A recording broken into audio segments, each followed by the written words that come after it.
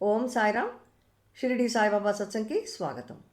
ద్వారకామాయిలోని బాబావారి చిత్రాన్ని అంటే ఫోటోని గీసినటువంటి బాబావారి ఒక గొప్ప భక్తుడు శ్రీ శ్యామరావు జైకర్ గారని మనందరికీ తెలుసు. ఈ చిత్రం ప్రపంచంలోని అన్ని సాయిబాబా మందిరాల్లో మనం చూస్తున్నాం, వారి ఆశీర్వాదాన్ని పొందుతున్నాం. అయితే ఈ చిత్రాన్ని జైకర్ గారు గీయటానికి చాలా కష్టపడతారు.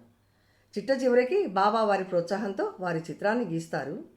ఈ విషయాన్ని శ్రీమతి పవని నిర్మల ప్రభావతి గారు తను రచించినటువంటి శ్రీ షిరిడి సాయినాథ్ భాగవతంలో చాలా చక్కగా వివరించి చెప్పారు. ఈ పవిత్ర పుస్తకం ద్వారా మనకేం తెలుస్తోందంటే, బాబావారి అంకిత భక్తుల్లో ఒకరైనటువంటి రాధాకృష్ణమయ్య గారు షిరిడిలో చాలా అభివృద్ధి పనులు చేపట్టారు.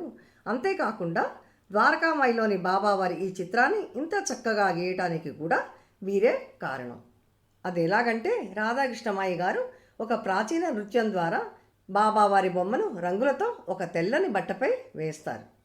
ఇది చూసిన బాబా ఆవిడని తిట్టి తరిమేసినప్పటికీ ఈవిడ వేసిన తన చిత్రాన్ని భద్రంగా తన వద్ద ఉంచి సమయం వచ్చినప్పుడు జైకర్ గారికి చూపించి ద్వారకామాయిలోని తన చిత్రాన్ని గీయమని ప్రోత్సహిస్తారు.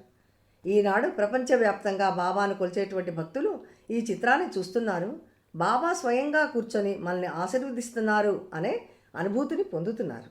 ఈ అద్భుత ఘట్టాన్ని వివరంగా ఈ గురువారం సాయంత్రం 6 గంటలకు వచ్చే ఎపిసోడ్లో తెలుసుకుందాం. ఓం సాయిరామ్.